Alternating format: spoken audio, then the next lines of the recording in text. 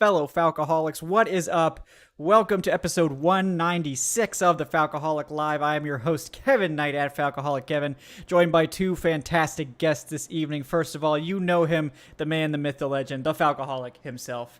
He is Dave Choate at the Falcoholic, easy to remember. Dave, how are we doing tonight? Doing great. Excited to talk about Eddie Goldman.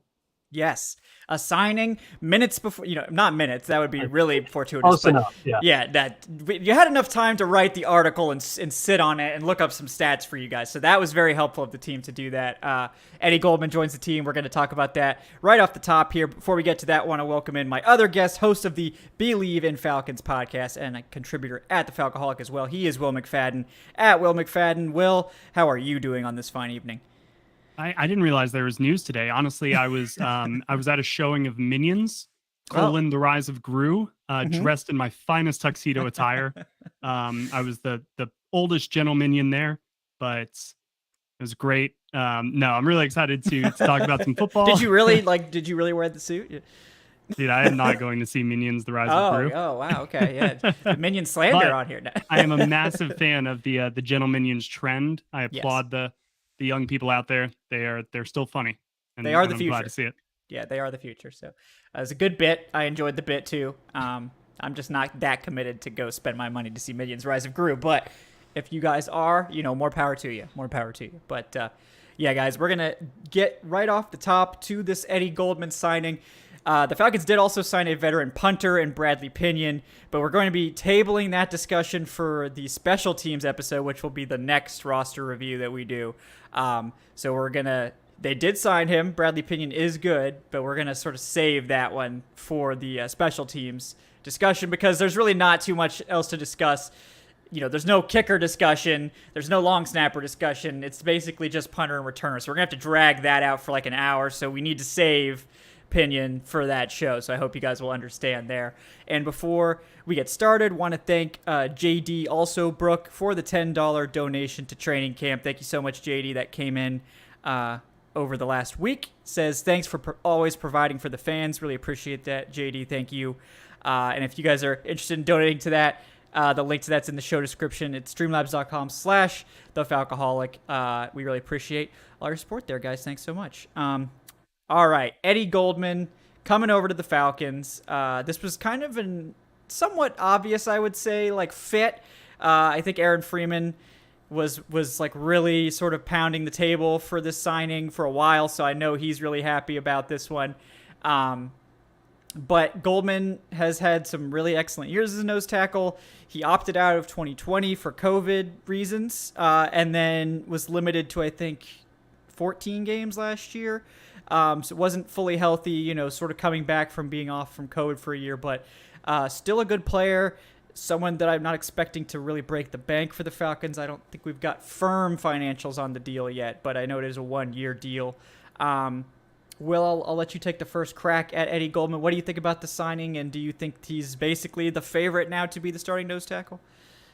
I don't know if I would say the favorite, because I think a lot of us like what Anthony Rush did last year.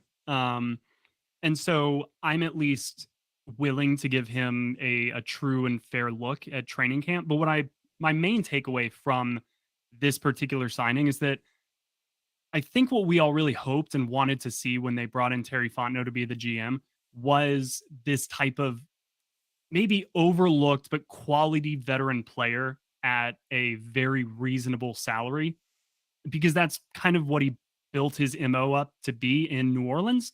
And we've so far, I think, continued to see that time and again with a very, very tight purse string.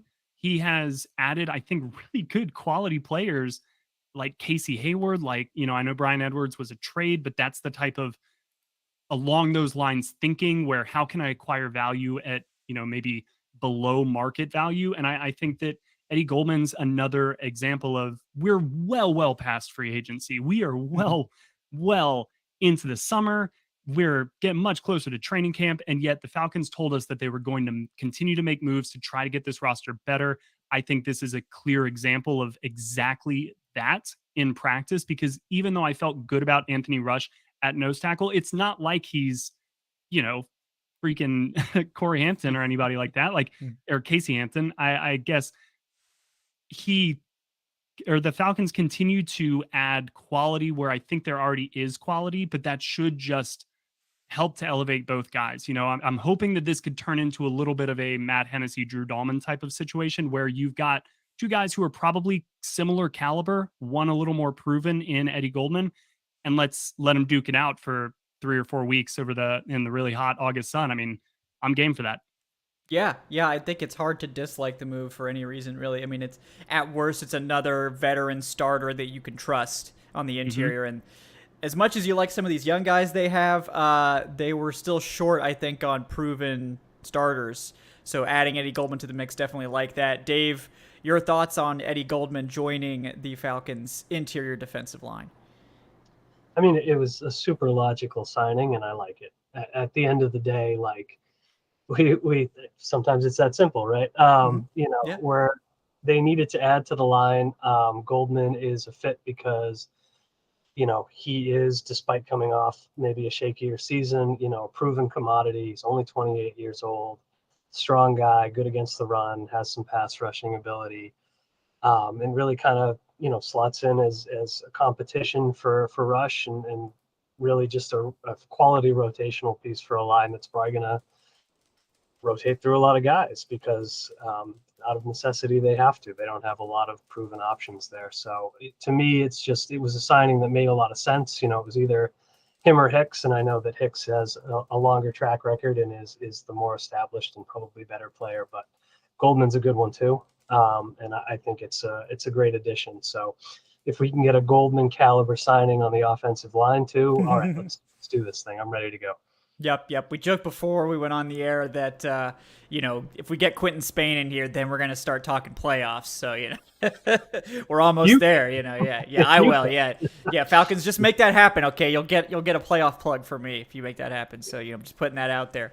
But yeah, I agree with what you guys said. I think it's really logical. I think that it's fair to really like what you saw in flashes from Anthony Rush, but also feel like this is a really untested, outside of Grady Jarrett, really unproven group of interior guys. Grady Jarrett's going to be your go-to penetration guy, or your big pass rusher and your sort of penetration run defender, but they were really trying to replace basically every other spot on that line from last year, and you certainly like the upside of Anthony Rush. You certainly got the measurables for it, much more so than a Tyler Davison. Trying to play 3-4 nose at 310 pounds. It's just really tough to do. And let's face it, this team really struggled against the run last year. So trying to improve that facet of your defense, it's sort of an unsexy thing to do with your free agent signings and spending and drafting. But the fact is, if you can't stop the run, you're going to have a really hard time stopping anything, because teams, if they know they can run the ball on you all the time, if you get down, which the Falcons probably will, like we saw last year, they were completely unable to come back if they got down because they couldn't stop the run. Teams ran the ball an absurd amount against them, and they just got gashed. There was no coming back. And I think this team knows that the offense is probably not going to be as explosive this year. I think hopefully maybe it can be a little bit more consistent, and maybe the run game will be better, but coming back from a big deficit is not going to be their strength. So keeping it from getting that bad in the first place is a good idea, and fixing the run defense is a big part of that. But I know some people were like, oh, well, does this mean that Anthony Rush is now, potentially looking at not making the team? And I don't think that's the case. They did actually activate both Anthony Rush and Mike Pennell, who was another nose tackle, and played them both on the same line for 7 games last year. So this is something that they're comfortable doing. They carried multiple nose tackles on the roster for basically the entire season, if you count Tyler Davison, even though he wasn't a great scheme fit. He's a 4-3 nose. He's not a great 3-4 nose, but they carried multiple nose tackles basically all season. So this is something they probably will continue to do, so don't be shocked at all if it's actually Anthony Rush and Eddie Goldman, not one or the other, and it might be somebody else getting the axe. We'll have to see how it plays out. But I think that the one guy I think I would look at and say there's 2 guys I think that were probably sort of shoo-ins that are now maybe having to fight it out, and that's Vincent Taylor and Marlon Davidson. And it's kind of shocking to see Marlon Davidson, a second rounder from just 2 years ago, sort of like he needs to really show something in this camp or he's going to get possibly pushed off the roster. Dave, what do you think about that? Do you think Marlon Davidson is actually in danger, or is this more Vincent Taylor who's on the outside looking in? I am a biased party here. I'm a big Marlon Davidson fan, and I've been writing for the last 2 years. I've written the Marlon Davidson is totally going to break out this year article, and I might even do it again. I'm reckless like that. So to me, Davidson's probably making the roster. I think I can acknowledge the possibility that, with a weak summer, there's enough guys here, between Taylor, between Graham, who I think is absolutely going to make the roster, between even Jalen Dalton, who they added earlier this summer. They certainly have options if Davidson falters. And I think the fact that they keep adding to this line tells you they're not 100% committed to anybody outside of Jarrett. Mm-hmm. But I think Taylor is, to me, the more likely candidate for that. Doesn't quite have Davidson's upside, coming off an injury last year, solid player whenever he's been healthy. So not a guy I would rule out by any stretch of the imagination. But if it comes down to Davidson and Taylor, I think it'll be Davidson making the roster. Yeah, assuming he doesn't just face plant. And that's the thing with Davidson is that I don't really think it's ever been like he just can't play. It's just a series of really unfortunate stays on the COVID list and then injuries on top of that. That's just limited him to, I think, like just a very low number of snaps overall over his first 2 seasons. So you hope that he can stay healthy in training camp. You hope that he gets a chance to really show what he can do and is able to make his presence known, because I think we would all really like for Marlon Davidson to become that guy that we hoped we were going to see a couple years ago. But hey, better now than never, and I think just this is the time. Like, he has to show it this year. I think he's in real danger, because being a second round pick, it'll buy you a few years, but don't get too comfortable. Never get too comfortable. So no, and like I would hate to miss out on a possible Tom Brady interception again this year. So yeah. Well, we need him just for the pick sixes of Tom Brady. I mean, that you just have to have that on your roster. You need someone who's like Deion Jones was Drew Brees' kryptonite, so we needed that while Brees was here. Now that Brees is gone, maybe we're going to let go of Deion Jones, but we have to keep Marlon Davidson around to make sure that we can keep picking off Tom Brady. But who is Baker Mayfield's kryptonite? I mean, it could be dozens of guys, but it could be anyone. Yeah, we're still gonna figure that out. Yeah. Yeah, Will, any other thoughts on defensive tackle who might be sort of on the outside looking in now that Eddie Goldman's joined the fray? Yeah, sorry about that, guys. Okay. Didn't mean to lose connection there for a second. But the one thought I really have is concerning Marlon Davidson, because you could see a world where he actually would work really well in a 3-4 type of front, because he was that type of tweener at Auburn, where he was a much bigger size defensive end, but he was kind of too good off of the edge to just move him inside to tackle, where he could get double teamed consistently because he had such great bend and burst while, kind of laterally. And so in that sense, I know that 3-4 and that 5 tech really needs to be strong against the run. That's an aspect of Marlon Davidson's game that we've yet to really see at an NFL level. So I think that's what they'll be looking for in training camp, is really how much can he prove that he can really hold up at a 5 technique and then still provide some juice in whatever pass rush ways they want to utilize him. But I certainly am hoping that Marlon Davidson gets one more chance, just for the injury luck that he's kind of had so far. I'd like to see him have one full season healthy to show what he can do. So I'm with Dave here. I would like to see him kind of get things turned around. Yeah, I agree. I think we would all love to see that. And I mean, he was a really sort of unique athlete at Auburn. I was talking on Twitter today where I was saying like, I don't know if he can stand up. And it's not that he can't stand up. Like in college, he stood up and rushed the passer off the edge at like 290. But the Falcons are having him play at over 300, and the NFL is a different game. Like Marlon Davidson is probably a better athlete than like most tight ends at 290 pounds, even in the SEC, but in the NFL, you're not going to be able to get away with as much. So I think he sort of does need to either slim down to play edge, or he needs to sort of prove that he can play that 3-4-5 tech. or at least carve out some sort of penetration role similar to like a Grady Jarrett pass rushing specialist. Like, you got to do one or the other. And that's basically what I tweeted out, is that he's got to prove he's either better than Taquan Graham against the run, or he's got to be better than Vincent Taylor against the pass. And if he can't do either of those things, I think he's in danger. But I think that, considering that we haven't even seen Vincent Taylor practice yet, he's still recovering from injury, I think he's still the favorite, but it's not as secure as it would have been like a year ago, probably. So we'll just have to see, but hoping for big things there from Marlon Davidson. And I think we'll see it. I'm hoping we'll see it. All right. So now we lost Will for a moment there. I'm sure we will get him back at some point, but Dave and I are going to press on into our roster review today concerning the secondary. So we're going to start off with cornerback. Before we do, guys, I want to remind you to please like and subscribe. As always, really appreciate those. Both those help us out.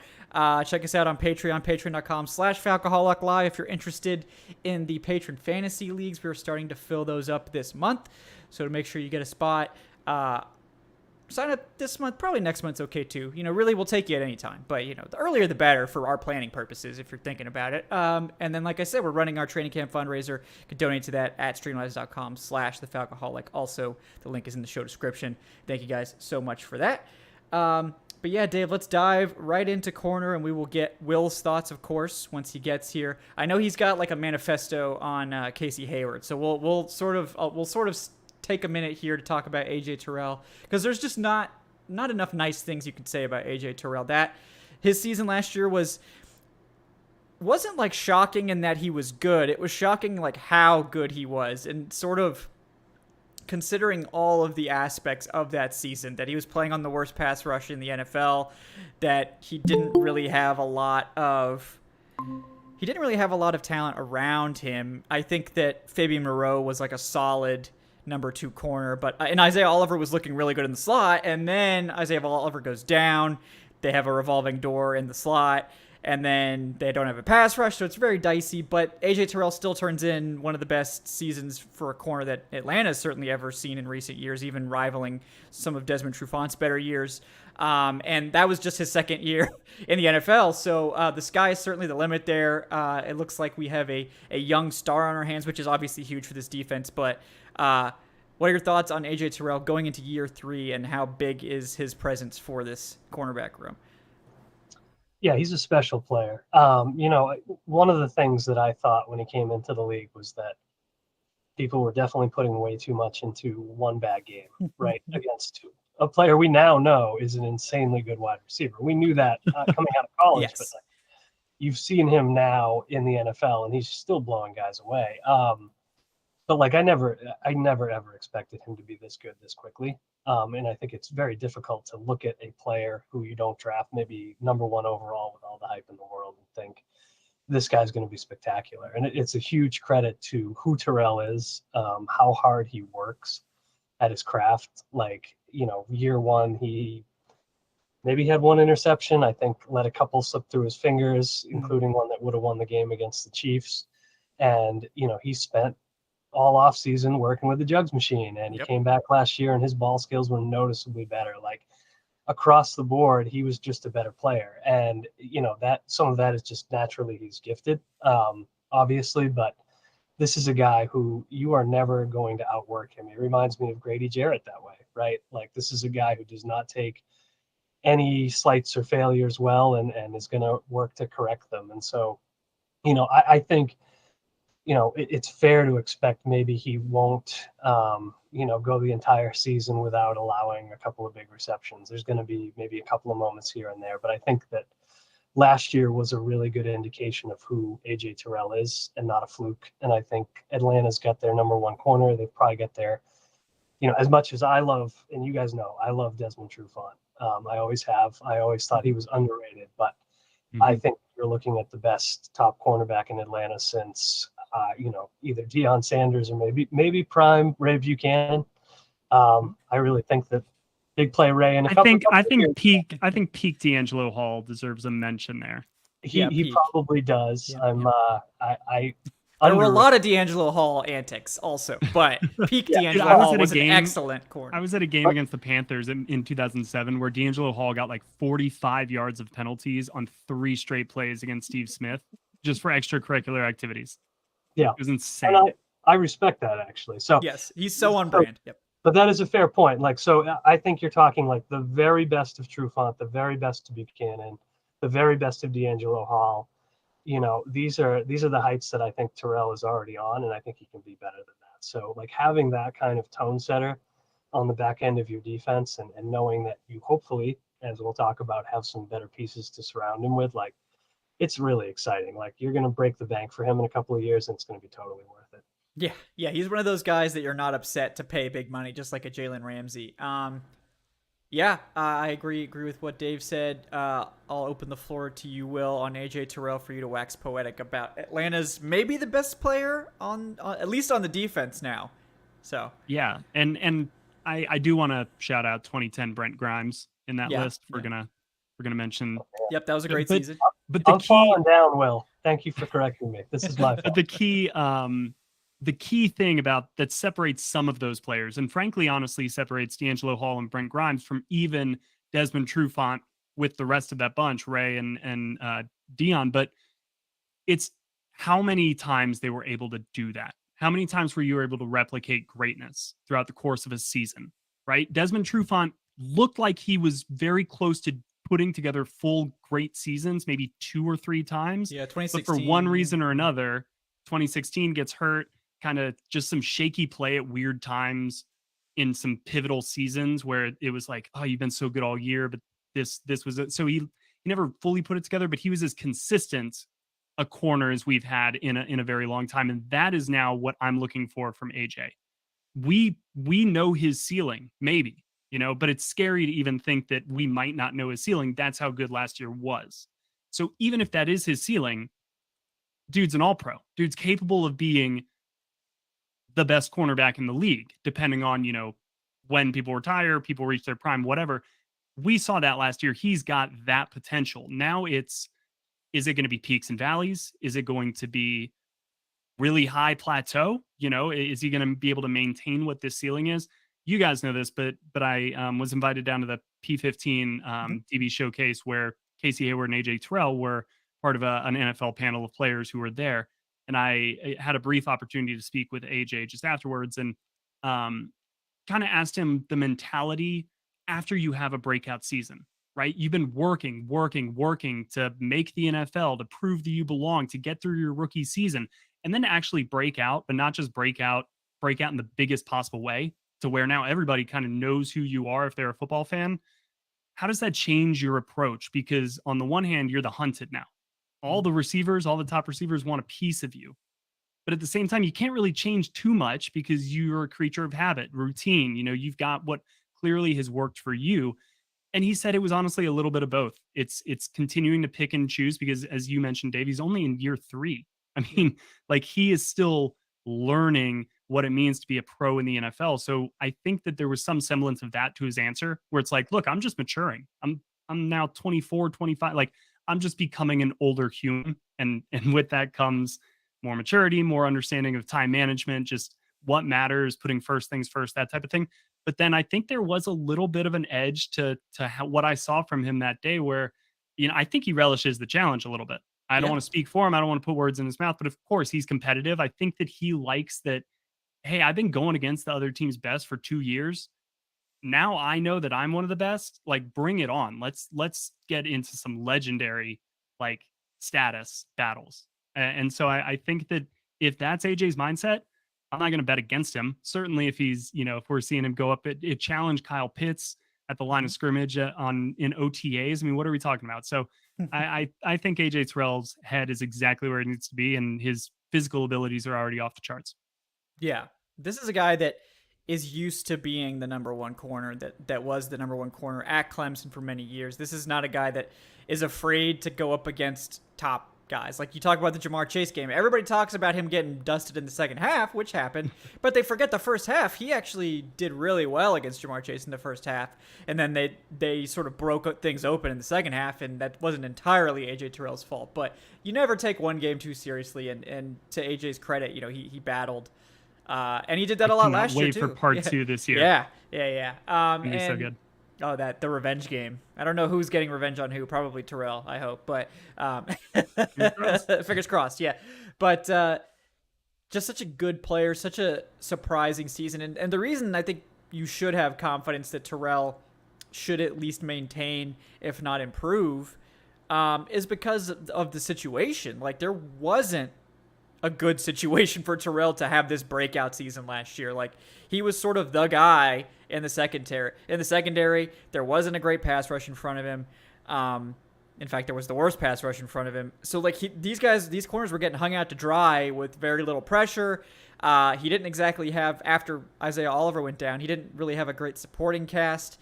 But he still was able to play at that extremely high level, which I think should translate to, look, if this situation is better around him, why couldn't he be better? Why couldn't he at least stay at a similar level? And that similar level is top 5 NFL cornerbacks. So I think we would all be satisfied with that. But it's going to be very exciting to see. If I can play devil's advocate to that point, though, specifically about, everybody being better around him, which I think his secondary supporting cast could be better than it was. I love the Casey Hayward signing. I'm on record about that. I think Isaiah Oliver will be better this year. The safety situation, slot corner, that all kind of remains to be seen. But I do think that their number 2 corner is significantly upgraded. And so I don't know if AJ Terrell is going to be avoided or if teams can afford to avoid him to the degree that they did last year, which means that more balls thrown his way. Teams are also going to have a full year of this version of AJ Terrell on tape. They will be able to figure out some ways to attack him.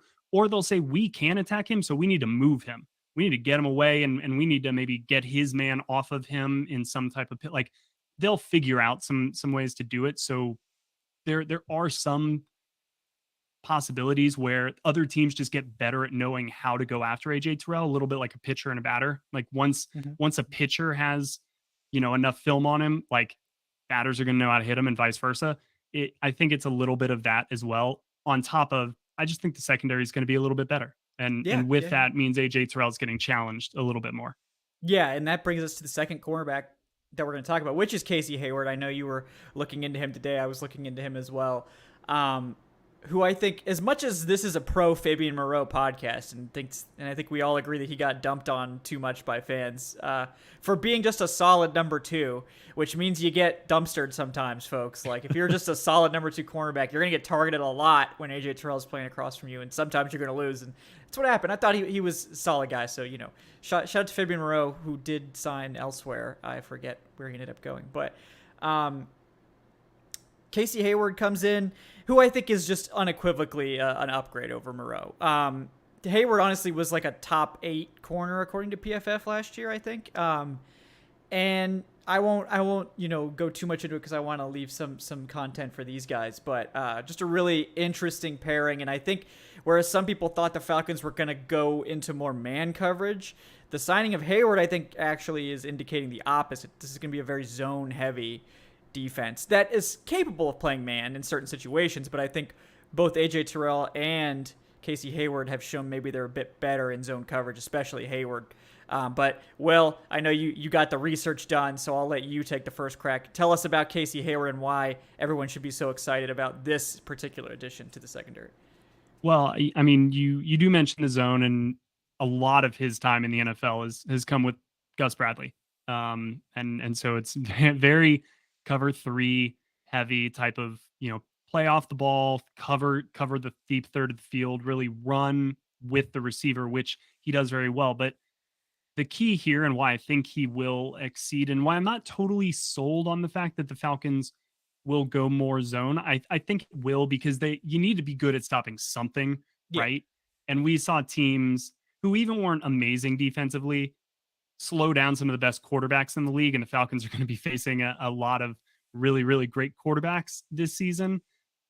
I think that they could end up just doing a lot of zone, letting their athletes kind of win in space and try to just tighten some things down and make teams go the length of the field against them.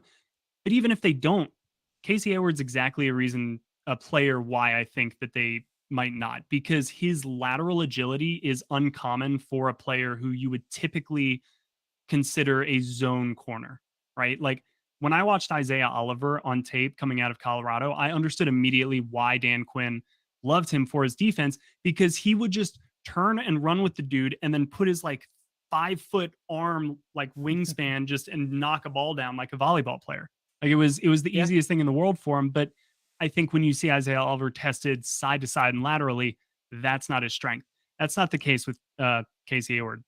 Apologies for the double case there. But I think that he is similar to AJ Terrell in a lot of ways, in that they can do a little bit of everything at a high level. Mm-hmm. You watch Casey Hayward tackle, he's a really good tackler. You watch him when the ball's in the air at the point of attack, like he can knock the ball down really well. He makes plays when the ball's in the air. And yeah, he's getting up there in age, but it's not like the Falcons are starting their franchise with him. He's not shown any reason to believe that he's slowing down. And I think that the knowledge that he's accrued over the course of his NFL career will really be an asset to Dean Pease's scheme, which I think, especially in the secondary, would be defined as multiple. I don't think we can say that the Falcons are going to run a zone or a man or, nickel or base or dime or whatever. Like, I think that they're going to run a lot of everything. And to do that, having somebody who can really fall back on zone skills, but I think has the read and react quickness along with the intelligence to play man when asked. So for that reason, Casey Hayward is a signing that is amazing, especially when you consider the contract that they got him at. Yeah, I mean, this is a guy who was like a top 10 NFL corner last year, and they got him for pennies. I mean, $5 million or whatever it was. But I mean, that's just, I can't believe it. Like, this is a guy that would be the corner one on most NFL teams. So this, it's sort of flown under the radar too for people that don't really pay attention. So if you're trying to get excited about this Falcons team, one of the pathways for them being better than expected is this secondary taking off. We're going to talk about obviously more of the players involved in that, but before we get to that, Dave, your thoughts on the Casey Hayward signing and his additions to this cornerback room? I'm not sure I can follow up with Will's. Sorry, I really didn't tee you up well there. But he wrote Osmandius. I'm coming in with a couple of minutes here, but I will say the thing with Casey Hayward is, like, not only is he a gifted player, which makes a huge difference for this defense, but one of the things that I read a lot about him when he came over was that, his leadership skills are huge. There were a lot of Raiders teammates and coaches talking about what a great asset he was.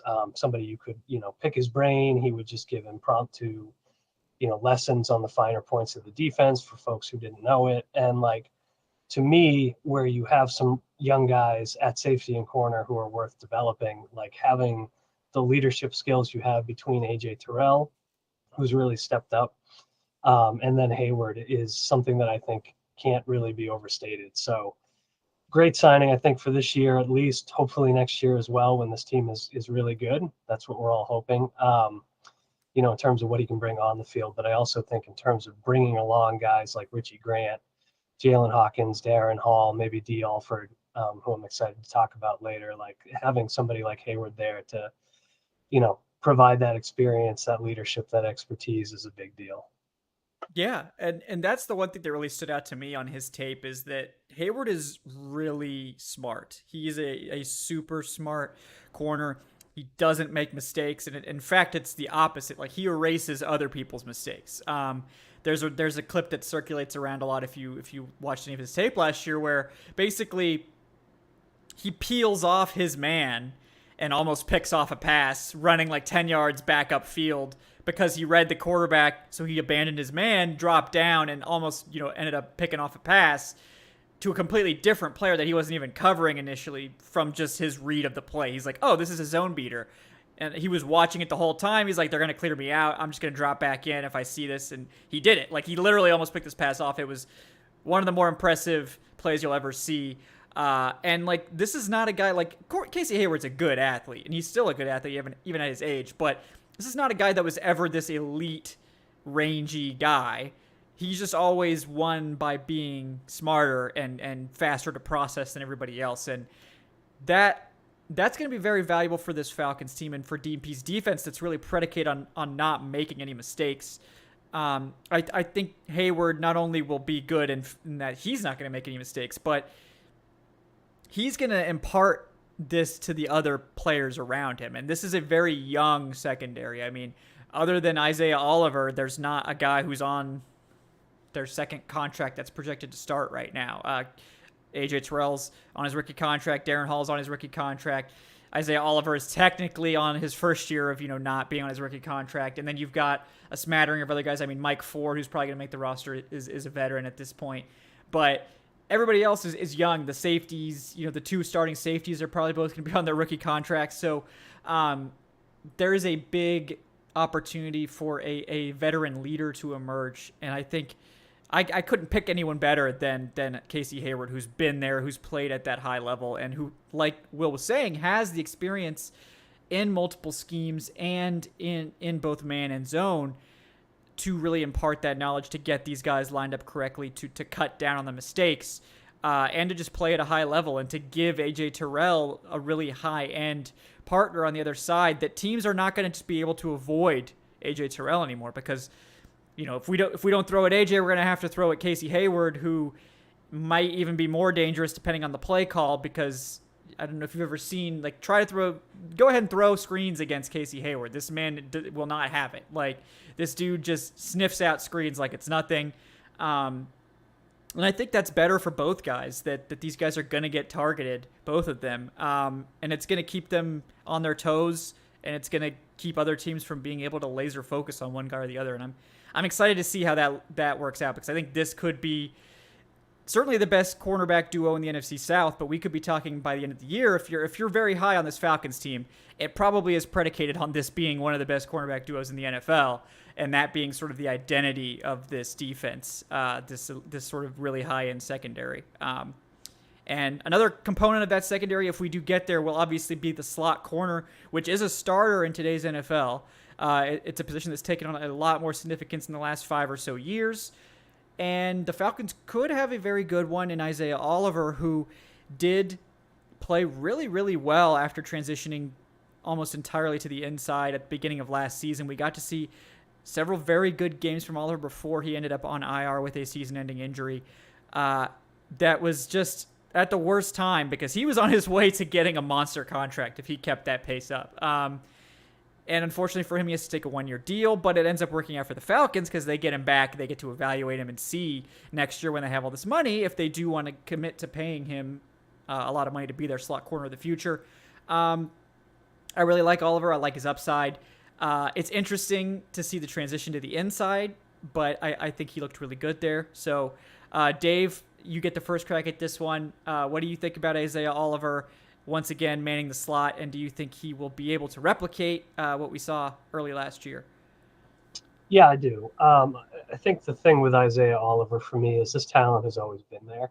I was really excited about him coming out of college. I thought he was going to be a great fit for Dan Quinn's defense, kind of that ideal second corner, and that didn't pan out, obviously the way that we hoped it did. But so long as he's healthy, I think last year we kind of saw Oliver settle into a role he was really comfortable in a defense he was comfortable in, and kind of all of that clicked into place for him. And so I don't think that was just an accident or a fluky 3.5 game stretch. Like, it's depressing to think about how short his season was.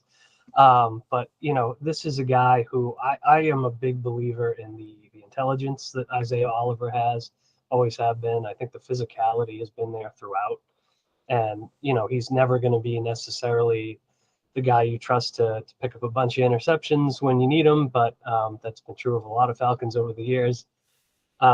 So for me, Oliver, getting him back in the building was a big deal. I think as long as they felt he was going to be healthy by the time the season rolled around, he's a guy that Dean Pease clearly trusted to get the job done. He did, as long as he was healthy, and I fully expect him to kind of finally have his full breakout season this year in that role. I think he's ideal for it. I really do. Yeah. Yeah, I like the fit there a lot. I think if he does pan out, obviously that could be a path to this team having maybe the best trio in recent memory, certainly. Maybe the best trio ever if everything goes according to our rosiest predictions. But it certainly looks good on paper, assuming he can get back to his early 2021 form. Will, what do you think about the possibility of that happening and Isaiah Oliver being the guy we need in the slot this year? Yeah, I would note again, I think 2016 Trufant, Alford, and Brian Poole have an argument to be that's made true. there. They'd have to beat that. Yeah. Man, I didn't even realize I knew this much about corners and he's just like obscure, the top secondary all of combinations. This random knowledge just right offhand, just rattling them off. Yeah. I'm also rooting for Isaiah Oliver, but he's a little bit of a mystery box to me at this point because everything that I read, that I hear about how the way that the NFL is going, and particularly the way that the slot is being utilized both offensively and then by necessity defensively, it's getting faster. It's getting more agile. Teams are looking at the slot no longer as where do we stick our third receiver? It's how do we create matchup advantages and give our guys the best possible release? And so to defend that, teams are now beginning to move guys like Jalen Ramsey inside. If that's the matchup that they want Jalen Ramsey on, they're sometimes putting their best corners there because, and this was something that was mentioned at the panel that I attended by guys like Casey Hayward and AJ Tyrell. When you're on the boundary, there's only so many things that a receiver can do because the sideline is there and because you know where your help is on the inside.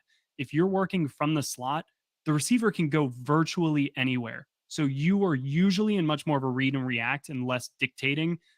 And that just doesn't strike me as Isaiah Oliver's strong suit. How many times in 2019 did we see him trailing across against Adam Thielen and being just like a step or two behind while they make a catch on the sideline on just a deep over route?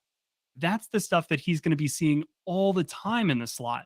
It's not just tight ends running seam routes like it used to be. So that's the negative.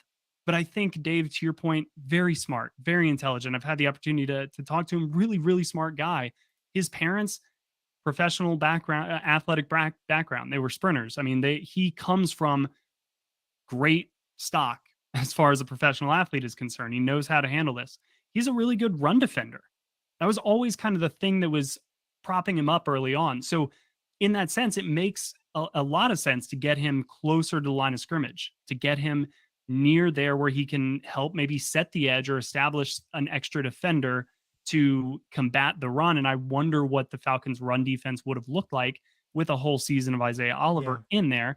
And then, I just think that he's also a great communicator. And that's another skill that's much more important closer to the line of scrimmage than just being out there on an island as a corner. So, and then to wrap it all up, I mean, Dean Pease said it spoke so much to how much Dean Pease appreciated Isaiah Oliver, saying that he would still have been the starting slot corner kind of by the end of the year.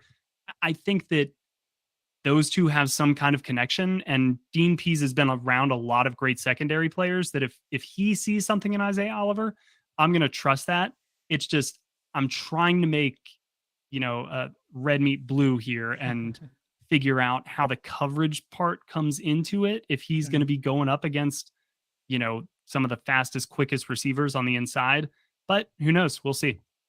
Yeah. And it's interesting to break it down because you mentioned his run support. And I think that was one area where Isaiah Oliver really was very impressive last year. And the coverage was better. I think he looked more comfortable playing on the inside, which I agree. Looking at his athletic profile and his college tape, you wouldn't necessarily assume that. Like, this is a guy that played on the outside almost exclusively in college. He's got that long frame. But he actually looked more comfortable playing on the inside, and that does also give him the ability to match up with those bigger receivers, and we've seen teams in recent years really try to put their X guys in the slot or put their big receivers. The big slot is definitely a thing these days, and Isaiah Oliver's not your typical slot corner that's this, diminutive guy, more like an Avery Williams, like a 5'8". Poor Avery Williams, man. He got blasted sometimes. But Oliver's not that type of slot corner. Like he's got the size to be like, if you put your big receiver in the slot, Isaiah Oliver's gonna be able to match up with him. I think he had like 98th percentile arms or something like that. Got those great arms, and I think that gives you a lot more ability to be like, we're just gonna play our three corners straight up. We're not gonna have to rotate these guys very much, and that gives you the opportunity to let your guys get a little bit more comfortable where they are, as opposed to having them switch around and move around all the time. Casey Hayward also is very comfortable playing in the slot, so if they needed to ever move Hayward in there, they could. I think he's probably much better for this team on the outside, considering what they have on the outside. But I just think this trio has a lot of potential. I think if Oliver is healthy and sort of back to where he is, there's not really a huge weakness. I think obviously if you look at those three guys, Isaiah Oliver is going to be the weaker of the three, but if he's like above average still, that's like you've got one elite corner, one really good corner, and one above average corner. Like that's a great secondary. It's almost impossible to get three, very good corners. You can't pay them all unless you just luck into drafting guys or whatever. So I'm really excited to see how that turns out. I like the look of this starting trio a lot. And it really makes it so that teams can't necessarily just move their top guy into the slot and be like, okay, now we're just going to feast. It's like, oh, well, you have to really, you're just going to have to line up. Like you're not necessarily going to be able to take advantage of one of these corners. So you're just going to have to pick your poison and figure out where you want to throw the ball. And if it all goes according to plan for Atlanta, I think that is maybe the one place where this defense can really hang their hat, is that this cornerback trio, if they're what we expect and we get the health that we're hoping for, obviously, from these guys, that this is a special unit potentially. So if you're high on the Falcons, this is the one spot where I think maybe you're justified as being like, this cornerback trio could really be something here. And the other question is, of course, the depth behind them, which is what we're going to get to now. And I think they have some interesting names here. I think this is the more unproven sort of section of the depth chart. But again, if you've got three really good starters, you're probably not having a lot extra to spend on getting a bunch of proven depth guys. The primary guy right now, the top reserve, does seem to be Darren Hall, who's coming into his second year. Played both inside and outside for the Falcons last year. I thought he looked a little bit better playing on the inside, but in OTA's minicamp, it sounded like he was taking reps in both spots, especially with Isaiah Oliver still not practicing with the team. Hall was getting plenty of reps in the nickel packages and stuff like that. Will, what do you think about Darren Hall? Are you feeling confident that he can be a primary reserve this year? Yeah, I really am. This wasn't anything that I think I really vocalized to any great extent last year, but I was pleasantly surprised with how Darren Hall played. He kind of later on in the year, when they needed to rely on him a little bit more and injuries started piling up, I thought he had some pretty solid moments where I was like, all right, that dude can play in the NFL. And as a rookie, especially a rookie in the secondary, it's kind of really all you can hope for. And he did have some up and down moments. He followed up a good game with a pretty bad game. He followed up a great play with a boneheaded penalty. Like there was rookie mistakes and there were plenty of them, but I'm just a big believer in it, especially in a guy's first year. You look more for what he can do instead of penalizing him for what he can't do, because he's not a fully formed player yet. And a lot of these guys are really kind of just holding on by the skin of their teeth as rookies. And if you're still able, Jamar Chase aside, if you're a 4th, 5th round pick and you're still able to go out there and make some plays on Sundays, then that really bodes well in my book. I do agree with you, Kevin. I liked him a little bit more in the slot, and we'll see, we'll have to eventually kind of get a feel for what the Falcons plan to do with him. Mm-hmm. This coupled, with the fact that Avery Williams is now a running back. Right. I'm like, all right, you drafted 2 corners last year, and now there's one. So they kind of need Darren Hall to become a player that they can rely on for depth, because they just shipped one guy off to the offensive side of the ball. But that being said, I liked what I saw from Darren Hall in year 1, and I'm excited to see him in year 2. Yeah, I agree. Dave, is there anything else you want to add on Darren Hall? I am the biggest Darren Hall fan in the world.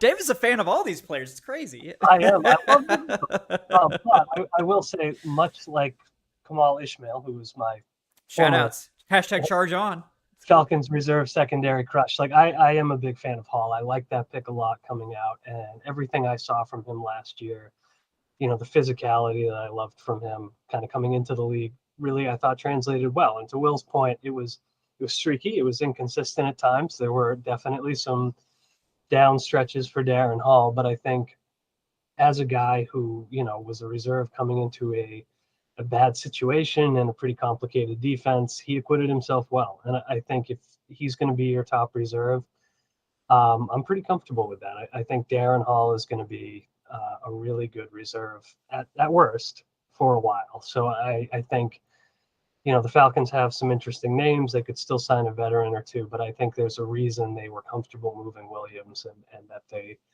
appear to be playing Hall a little bit, all over the place. And it's because they like what he can do and they think he can step in when they need him.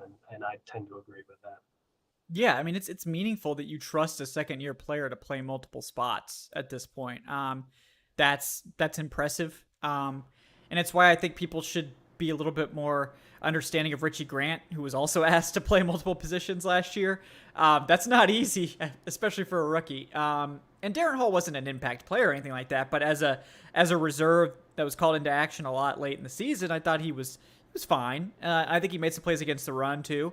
And I think what you're hoping for with Hall, from a realistic perspective, is that he's your sort of top reserve. He's your next man up who can jump into the slot or outside if an injury strikes or if somebody needs a breather, and you're not going to have a massive drop-off or like a liability out there. And as a fourth-round pick, I think that's a good, that would be good if you can get that. So yeah, he's your swing tackle on defense. Your swing corner, yeah. If he ends up being like a Bleav Ray Wilson. Yeah.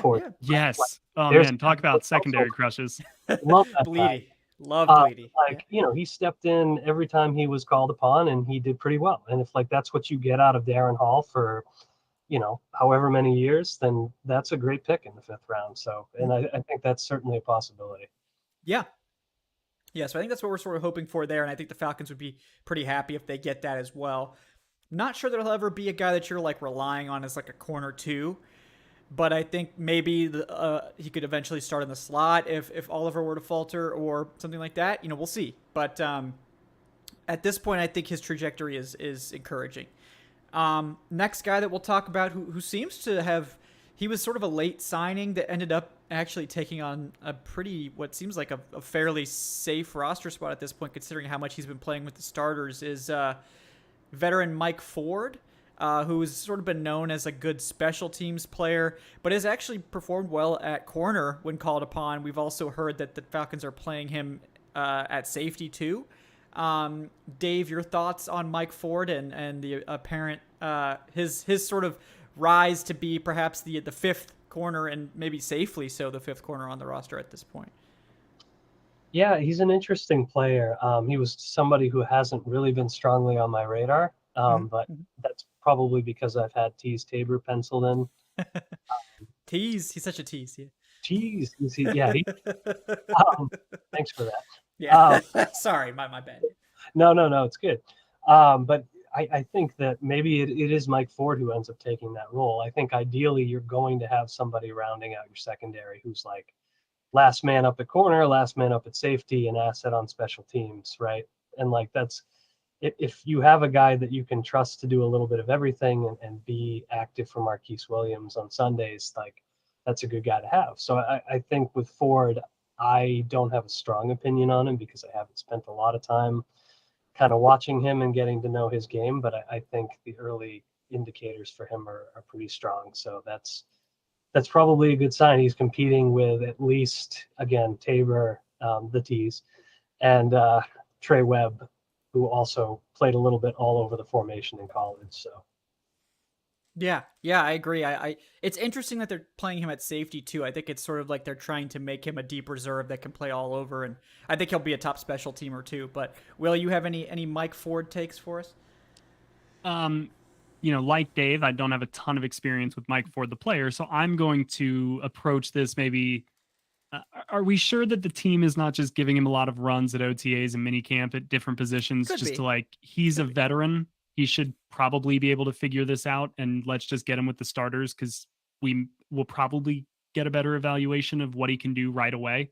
And then we don't have to, I think monitoring him throughout training camp is probably a must for that, because he could have been brought here for special teams alone. They may view him as, we had this hole to fill. He fills it perfectly on special teams. That's worth roster spot in 2022 when we're probably not holding that out for like our fourth defensive tackle that we need to be in a real pass rush. So I could see them just trying to see what they have in him and see if he can be that versatile kind of maybe utility player coming off of the bench, because then that is more valuable than just having a special teams guy. But I'm not ready to say that this automatically makes him kind of a front runner in that competition, because I think that competition really hasn't begun yet. This to me just strikes, or this move strikes me as a veteran who was brought in maybe for one role, and they're just trying to see. And that's what this staff has done, right? Like, this staff has been very, Cordero Patterson, we're just going to throw you out and see what you can do. Felipe Franks, let's get you a tight end, buddy. Like, they're not afraid to just throw some stuff at the wall. Maybe that's this. Maybe it's not. Maybe they know what they're doing. Not to say that they don't either way, but I just don't know if this means that he's vaulted up the depth chart like that. Yeah, and that's fair. Yeah, I mean, this is a guy that he doesn't play a ton on defense, but I think in limited work has graded out pretty well according to PFF. I think 2020 he finished with like an 80 PFF grade on limited snaps, obviously. But like that's not nothing. That's a nice PFF grade there. But yeah, I mean, I think this is a guy that is a special teams ace. This is a guy that's going to be one of your core special teams players. And look, if he can play defense for you in a pinch, can he play corner and safety? That's just a bonus. But we've seen with this regime that they are not afraid to roster really good special teams players that don't necessarily give you a ton elsewhere, because look, this isn't a super high-end roster where you're trying to stash all these rookies because you have all these established veteran stars behind them. Yep. Like, they've got a little bit of money to spend, and they're like, look, maybe we can make our special teams elite with these guys, and that's one area of our team that we can really make quite good without having to spend a ton of money. So that's what we're going to do. And we're going to go the rest of the way, in the future. And I think that might be what Mike Ford is. And I think that's a very fair return on investment there. But I do think his special teams contributions really do help him. Dave mentioned Teez Tabor as the other sort of veteran guy that was brought in. And it's going to be interesting to see if Tabor will actually make the roster, considering there's I think 11 or 12 corners on the roster at this point. So there's going to be a lot of guys cut, obviously, at the end of training camp. But before we get to sort of the smattering of UDFAs and CFL standouts, that sort of thing, let's spend just a second on Tabor. Will, what do you think about Tabor? You think he's got a shot, or is he sort of probably getting outshined by some of these other guys at this point? Well, Teez Tabor went to Florida, okay. he's not very high on my list to begin with. Wrong person to ask, I guess. Yeah, I think that this is, again, somebody who came out with a pretty high pedigree, and I think we're also seeing that be a little bit of a commonality with some of the moves. If they're able to get some guys who may be being passed over, I think they are willing to, or they're wanting to at least see those guys come in with maybe a high pedigree from the NFL draft. So Teez Tabor fits that bill. But again, I'm not familiar enough really with his game to speak to how he probably fits into this defense. I can only say that, look, like, corner's not a really bad spot if you're going to throw a bunch of darts at the wall, because you can kind of strike gold sometimes there.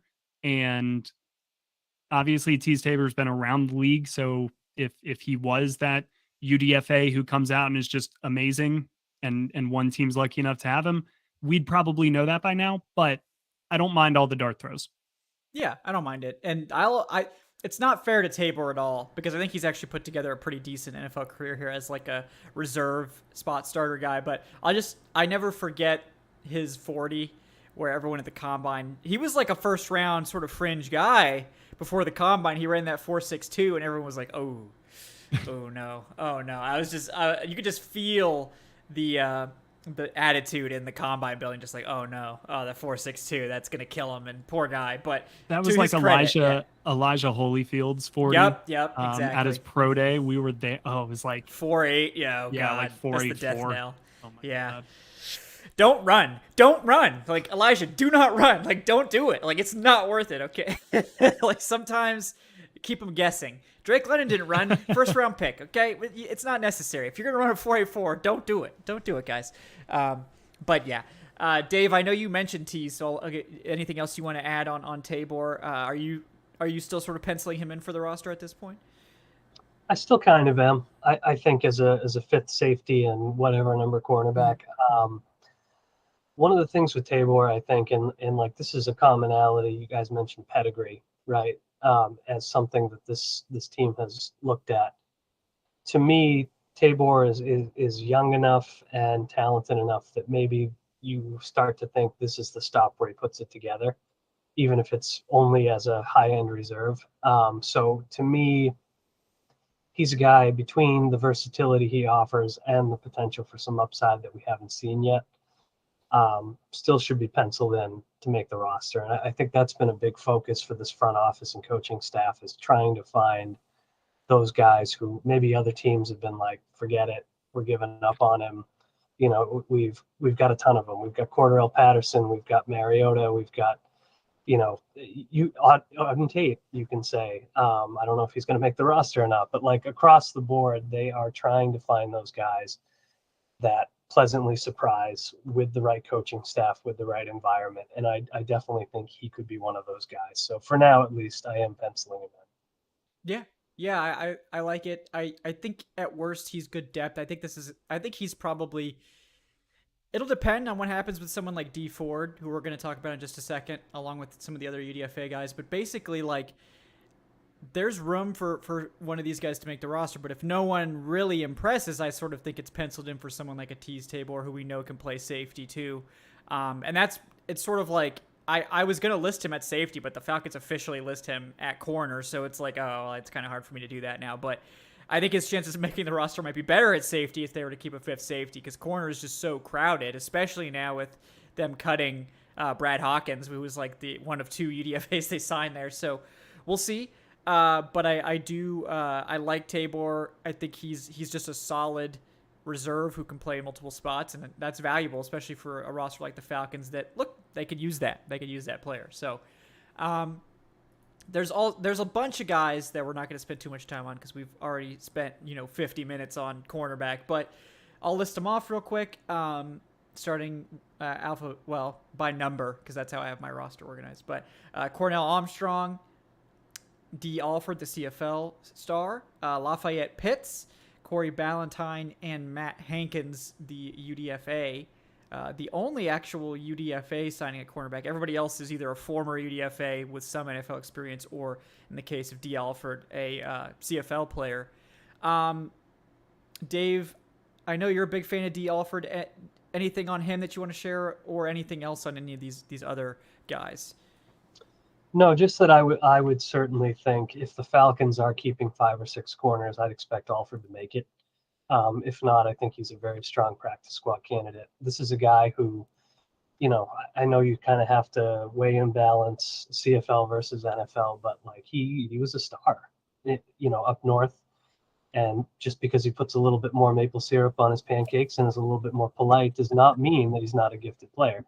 And I think, the early reports from camp that we've seen have been pretty positive for him. And so I'm a believer in the talent there, and maybe it'll take a little bit of time for that to translate to the NFL. But I think there's a reason that Terry Fontenot, who we know with Eric Harris back with the Saints and others, and Delvin Breaux, I guess it was. Yep, well, yep. He'll go north of the border looking for a potential star, and it's been hit or miss. But I do think Alford could be one of those guys for him. And I do think that he's a worthwhile addition who has a strong chance to make the roster. Yeah.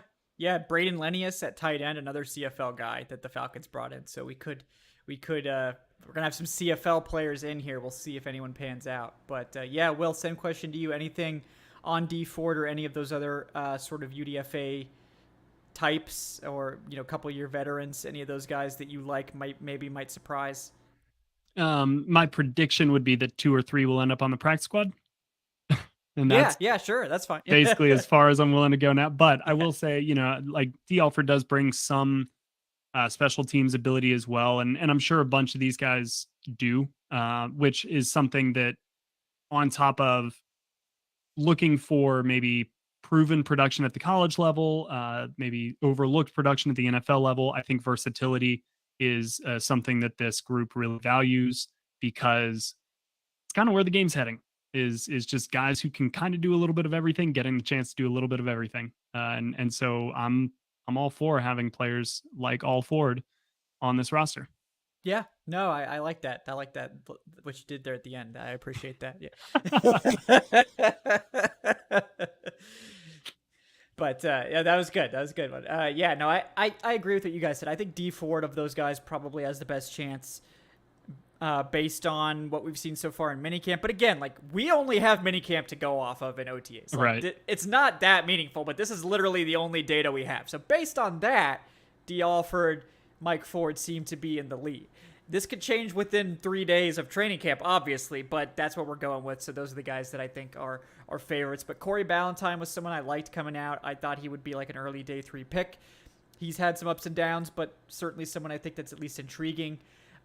Don't know too much about Cornell, Armstrong, or Lafayette Pitts, but it looks like both of those guys have made it this far. And then Matt Hankins is the UDFA that they brought in, so again, he's going to get an opportunity. But cracking the roster is going to be really difficult for any of these guys. D. Alford maybe has the best chance because he has played professional football, not necessarily at the NFL level, but at the CFL level before. But you're going to have to beat out veterans like Mike Ford and Tease Tabor. If you're making this roster, you're probably going to have to get past one of those guys. I think D. Alford has maybe shown enough that you might think that he's capable of it. These other guys, I'm not sure. But it'll be interesting, and I think you're going to have at least one or two quality practice squad candidates from this group, I think. So that's always nice to have too. We've seen the Falcons, look, they keep their practice squad around. A lot of their practice squad from last year they brought into camp. So these guys know if they stick around on the squad, they will have a chance to compete. If there are injuries, if next year's training camp, whatever, those guys are valuable. The ones you can develop and try to take another look at in a year. All right, in the effort of moving this along quick, we're going to move right into safety after I get to this tip from Jason Gaines. Thank you, Jason, for the $2. He says, Kevin, since you're going to be at training camp, make sure to hit a Braves game and the Battery while you're there. You'll have a lot of fun.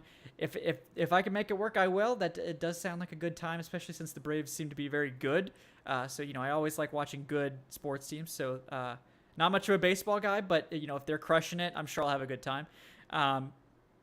He says, also, I predict that Sark will fail to develop Arch Manning at Texas. Hashtag horns down. Will, you'll never convince me that Sark was a competent NFL OC. I think he was competent. I think if you want to argue about if he was good, that maybe there's a discussion there. But I think his 2018 in particular was pretty underrated. But, in the interest of moving this forward, we're going to table that one. That'll be for the deep off-season pod. But maybe Will, you can address this on the next Bleav in Falcons. But I got thoughts. Yeah, there are only 5 safeties technically on the roster, so this should be a shorter group as opposed to the 12 corners we had to talk about. But we honestly, I think the 4 that are going to make the roster are pretty much set. We just don't know who's actually going to be the starters. Maybe it's not that meaningful who actually starts because there's probably going to be a fair amount of rotating as well. But we'll kick things off with last year's second rounder, Richie Grant, who didn't end up playing as much as I think most people hoped, myself included. But Will, I will go to you first on Richie. What do you think about Richie Grant in year 2? Do you think that he will seize the starting job in his second NFL season? I think that they would really like for him to by some point in the season, which I know is the most non-committal blah answer in the world. But in all seriousness, I think last year was a redshirt year to some degree for Richie Grant. And, I don't think that he was alone in that. And I don't think he will be. I would not be shocked if there are certain players in this year's draft class who we are very excited about right now who may not see the field for a little while. I think that could be something that this staff likes to do. So I don't hold that against Richie Grant because I'm still really excited for the player that I saw at UCF coming out. And by all accounts, he's really well liked in the building. High energy guy, smart, just good kid who is still competing hard. I just think it's a really complex and complicated role in this defense. And I think it's hard to pick that up. Certainly, yeah. And I can't speak directly to how big the jump is from UCF to the NFL, not from a safety standpoint, but I have to imagine that going from college safety to Dean Pease safety is about as hard of a jump as you could probably make in year one. And on top of that, the times that he was on the field, there were frankly just mistakes that he should not have been making that cause you to lose trust in a player. Because, and we'll get to him in 1 second. I was speaking with Jalen Hawkins on my pod, recently, and he kept bringing up the term 111, which is what Dean Pease, I guess, tried to instill in him, is that this is just one group of 11. We're an amoeba. Everybody, it doesn't matter about what you want to do on this play. We're 111. We have to move as a school of fish because that is how we accomplish our goal. And there were just a few key distinct times where I remember Richie Grant being right there on the edge, kind of right where Isaiah Oliver should have been. And instead of setting the edge to the outside and fighting for his upfield shoulder to turn the runner back inside towards the help, he tried to undercut the blocker, kind of dive around him and then make the play, and he missed. And that gave up a huge run right around the edge where he should have been. And so things like that, I imagine, have to drive a coach crazy. So I'm sure that they would love to see him get out on the field, but it's up to him to get those cleaned up. And it's up to him to kind of earn that trust. I would not be shocked at all if we see a lot of Richie Grant in the preseason, because I think that they're going to want to see, can he do it when the lights are on, when he's out there, back there, and handle a complicated role? I have very high hopes for Richie Grant. I think he can do it. It's just he's got to show it to the coaches, and he's got to show it to us a little bit. Yeah, I agree. And from someone who watched a ton of Richie Grant in college as a UCF fan, his aggressiveness was sort of his calling card. And they would even play him at single high at UCF. I don't really think that's his which thing I don't at the mind. NFL. Yeah, it's not necessarily his thing at the NFL, but like in the AAC, UCF's opponents, like this, he could do anything he wanted and recover, because he's a good athlete. Like in the NFL, if you're out of position, you're getting burned. You're getting toasted or you're giving up a big play because these guys are all great athletes. You can't rely on your athleticism to bail you out unless you're one of these like truly elite athletes, like a Buda Baker or like something like that. Or Ed Reed, a famous Ed Reed, Dean Pease. Yep. And Dean Pease is going to ask a lot of these safeties too. So I'm not surprised that it took Grant a little bit longer, and that Pease is sort of trying to get him to play with a more controlled aggression. But it'll be interesting to see how quickly he gets on the field this year, and if he is a starter to start things off, because I think fans will be pretty upset if he's not. But we'll have to see how it goes. But I certainly think he's talented enough to be an impact player in the NFL, and his second-round draft pick, I think, shows that the Falcons think so too, clearly. Dave, what do you think about Richie Grant and the opportunity that he's going to get maybe to get on the field early this year? Yeah, I think he's going to take the starting job, and I fully expect him to be a good player. I really do. I'm everybody's biggest fan tonight. I'm having a great time. Dave is pro Falcons, yeah. I am. The thing with Grant is like weirdly pro Falcons after all this time. After all this time, such a surprise. Yeah. But Grant, yeah, I'm a big believer in the talent. I think whatever happened last year to ensure that he did not get on the field as much as we expected. I think he showed really well on special teams. He was important there. I think, as Will said, clearly a well-liked, respected guy. So, Dean Pease was careful to say, maybe he's not ready, but it's not that he stinks or that he's not going to be an asset for them.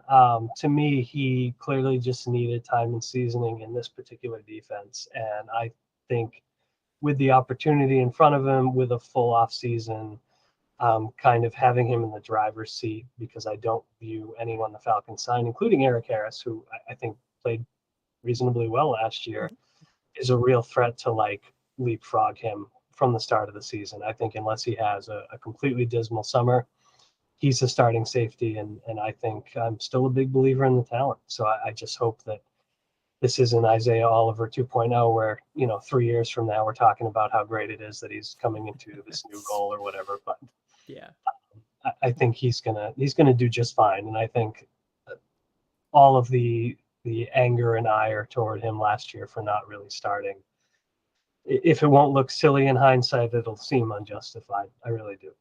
Yeah, I mean, no one's going to care if he's good this year. Like, no one's going to remember that he played sparingly his rookie season. That's just how it works. So, we just want him to play good this year. If the time off pays off and he's a good starter, no one's going to care that he played, as a reserve in his first year.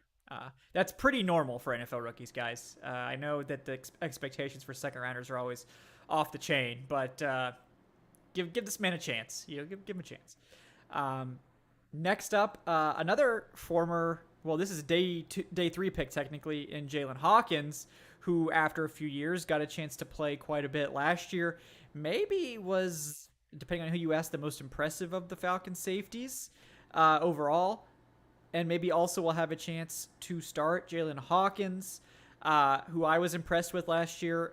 He didn't start a ton of games. He did play a lot in terms of snaps. But again, this could be the other half of the Falcons' new young safety duo, particularly with Eric Harris coming off that late season injury. And Dave, I'll let you get the first crack at Hawkins. Do you think that it will be Hawkins across from Grant, or at least starting at one of the two spots when the dust clears? I do, and I think it's a similar situation for Hawkins. I think, you saw his playing time kind of wax and wane. He did some good things. Obviously, a couple of those interceptions were terrific. But he certainly had moments where he missed some tackles. He was not in the right place at the right time, which I think maybe eroded the DNP's trust in him a little bit as the season wore on. So, but again, with a full off season, a second year in this defense, and for Hawkins, more than Grant, really, a third year in the NFL, having kind of learned on the fly all of this time, I fully expect him to step into the role. I think the Falcons know that the ideal outcome is having a couple of aggressive, potentially playmaking, physical safeties back there. And I think Hawkins does fit the bill. I don't know if his upside is quite as high as Grant, but he's a player that I would put in the driver's seat there. Certainly with Harris coming off an injury and with Dean Marlowe kind of being ideally a spot starter and a reserve and special teamer, unless you've got a guy you're really taking a hard look at when the final round of cuts come in, which I guess you can't rule out because this team has alluded to doing so. Hawkins just makes a ton of sense. Yeah, I agree. Will, you have anything else you'd like to add on Hawkins? I think that the Falcons would love for Richie Grant and Jalen Hawkins to be their two starting safeties coming out of camp. I do know that Jalen, said that he learned a lot from Eric Harris and Deron Harmon last year, both on and off the field preparation, what to look for, and that he's spent a lot of this offseason really trying to commit a lot of those lessons to muscle memory so that he can just, kind of know what's happening before it's supposed to happen so that all he has to do is react. And that's what he, his interceptions last year, one of them was because he just knew before the ball was snapped, what was coming based on all the studying that had been done throughout the week, all the walkthroughs, all whatever. He just recognized it, knew it instinctively, and made the play on the ball and made the interception. The Falcons need more of that. I'm confident that it will come in year 2 in Dean Pease, because again, I think that this just is one of those things like a Kyle Shanahan offense that just kind of takes a year of repetition to really understand what you're trying to do with the core of the defense. Like, what is the core defensive philosophy? Not every scheme is that easy, to pick up. And I think that once they all get it and it clicks for them, then we're going to start seeing some really fun football on the defensive side of the ball. But Jalen Hawkins to me will be a bellwether for, whether or not we should expect that from this team. If he's coming out and he looks like a different player week 1, 2, 3, I'm going to be really optimistic, even if those are losses. I'm just going to me, it's about finding answers, players who can be part of the future. So I think he really can be, and I'm excited. He's one of the guys that I'm really high on coming into this year.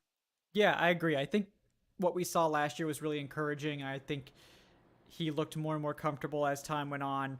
And I think that this is his time. You know, as a 4th round pick, the expectations aren't always super high out of the gate, but going into this year, I think he's earned a shot, certainly, at being a starter.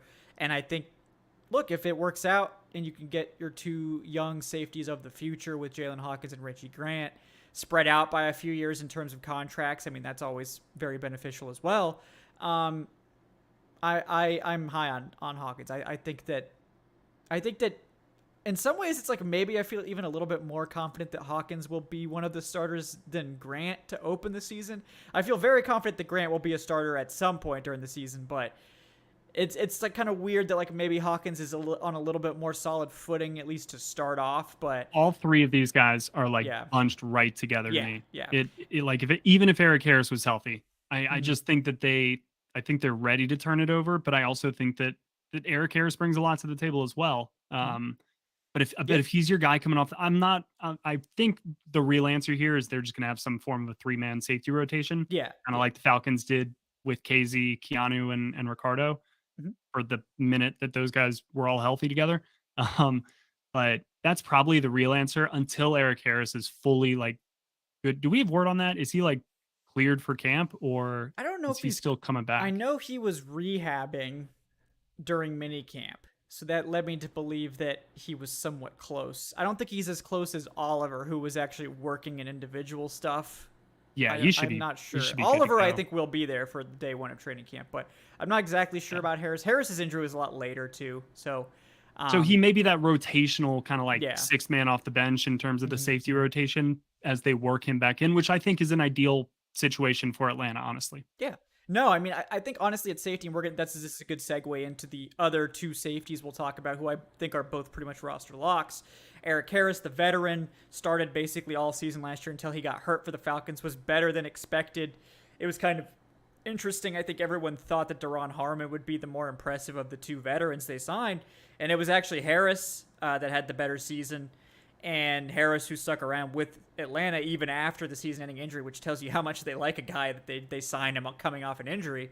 So I'm a big fan of Harris. I think he will be the 3rd safety pretty clearly. But Dean Marlowe isn't a slouch himself. I mean, this is a guy who started 8 games for Detroit last year and has been a core special teamer as well. So honestly, they have a group of 4 guys who I think you could feel confident starting any of them. Any 2, any 3 of these guys, I think you're pretty comfortable starting, that they're not going to be liabilities. They're going to give you at least sort of league average safety play at worst. I think that's a good spot for this team to be in terms of their depth and especially with the youth of the secondary all around them. So, Will, I'll let you get. I know you were talking about Eric Harris. Is there anything else you want to say on Harris, or anything you want to add on Dean Marlowe? No, I mean I can 2-for-1 it. I mean I think that they, right? It's, and I don't even know if this movie is that, you know what, gonna leave it right there. But they're different, but they're pretty much the same, right? Like they got rid of Darren Harmon, but who do they bring in? A Detroit Lions safety who is more of a free safety, but can kind of play a little bit all over the place and is a veteran. They kind of are the same 4, even if Darren Harmon's not here. I love the Dean Marlowe signing. I mean, I think that that's somebody who drafted by the Panthers, then went to Buffalo. I mean, Sean McDermott clearly loves this dude. I trust Sean McDermott when it comes to defenses. And again, he's then there in Detroit, and something about his fit in this scheme must draw him to them, because you look at it kind of as snap counts and where they come from. A lot of it's free safety, but a lot of it's in the box and a lot of it's in the slot. Like the dude can kind of play all over the place, and that's what you need out of the safety position. It's one of the reasons why I think they ended up valuing Eric Harris a little bit more last year than we thought they might, because I think he was better suited to play kind of all over, especially more in the box than Darren Harmon proved to be. But we kind of knew that he was going to be more of your pure traditional center fielder. I think that they just maybe expected a little bit more range out of that. But remember, I mean, it was Eric Harris that was kind of flying sideline to sideline, sometimes it working, sometimes it not. But he was just always the more rangy one, the more physical one. So that's why I think he's the one that's back, even coming off of injury. It's just I really think the Falcons are wanting that versatility at the safety position more than anything else. And that's saying something because this is a team that I think more than anything else prizes versatility.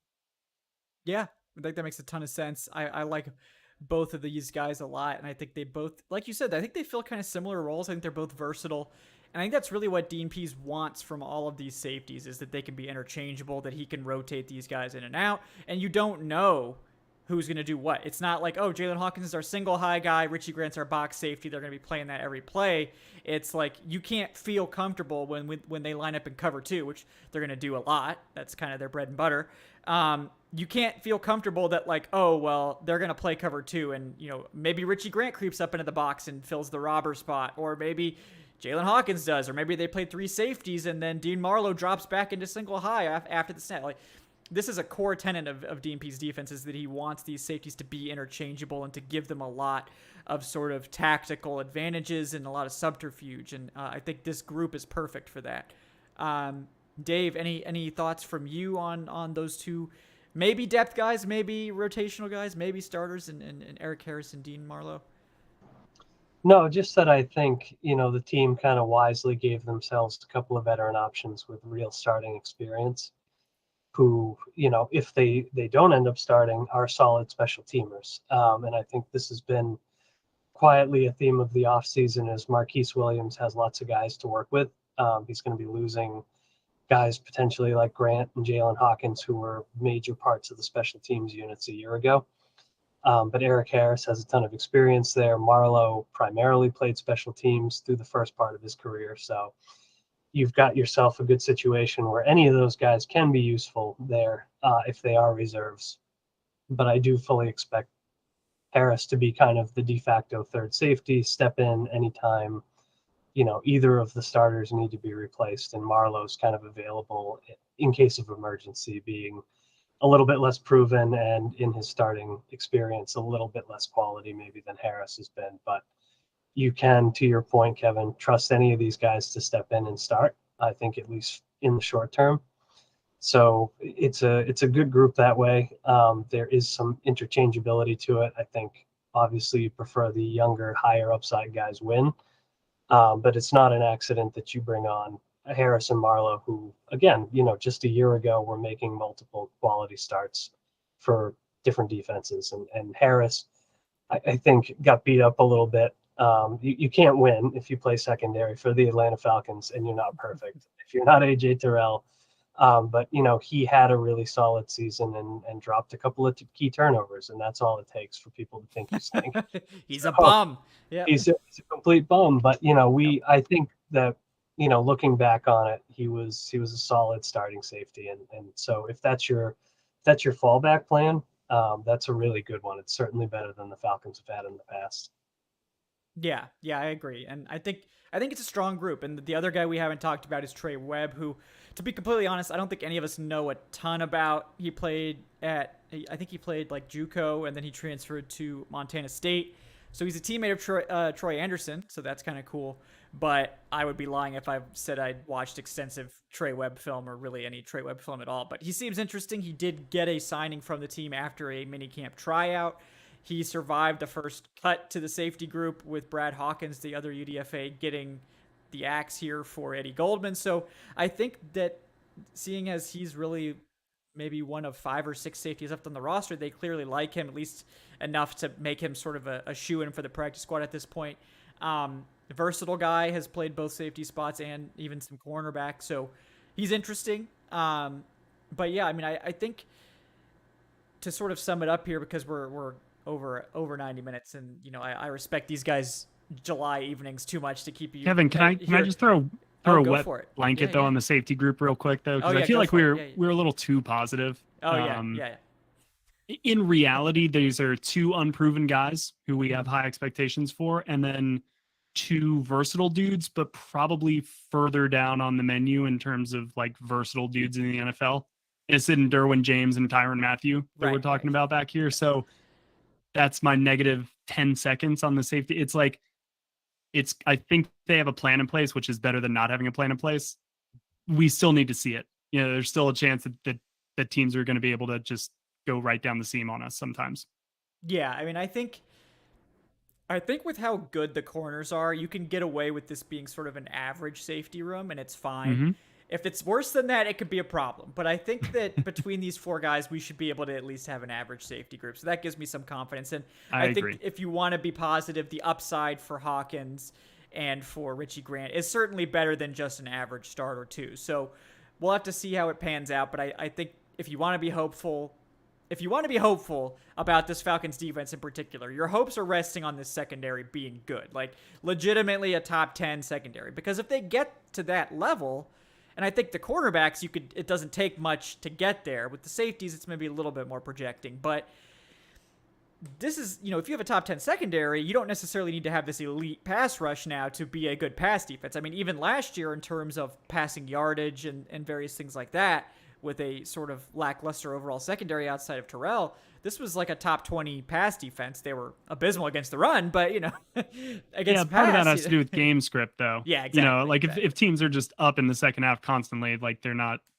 but they were in some one-score games. So that's not all. It was sort of one or the other. It was either like a blowout or a one-score game. So there was definitely a little bit of both going on. But I think that overall, I'm pretty happy with the secondary they've assembled. I think like we said, the Casey Hayward signing was a steal.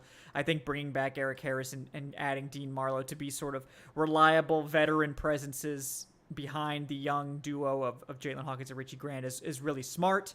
And I think, if all goes to plan, this can be sort of the identity of your defense while your young additions to the defensive line sort of find their footing, because I think it's unrealistic to expect Ebiketie and D'Angelo Malone and these guys to just hit the ground running and be this great pass rush or something like that. Like, we're probably hoping for average at best from that group this year. And to be clear, that would be like a very big improvement from 2021, going from 32nd to like 18. But I think people need to temper their expectations for the front seven. But if the secondary picks up the slack, that could be a recipe for a top 20 defense, approaching average as opposed to one of the worst in the NFL. And look, you get that with a more efficient offense. Maybe you're talking about this team winning more games than expected. But like the other part of the coin that we've talked about, we mentioned it on here, is that this is a very difficult schedule that they have to play. There's not a lot of slouches or easy wins on this, so they could be a better team overall and still lose more games than last year, and that's just how it is. That's how it goes sometimes. So it's going to be a tough season, I think, for fans. And we are hopeful. Obviously, we would like them to be good, and I think we all sort of expect them to look like a better team, even if it doesn't necessarily translate to W's.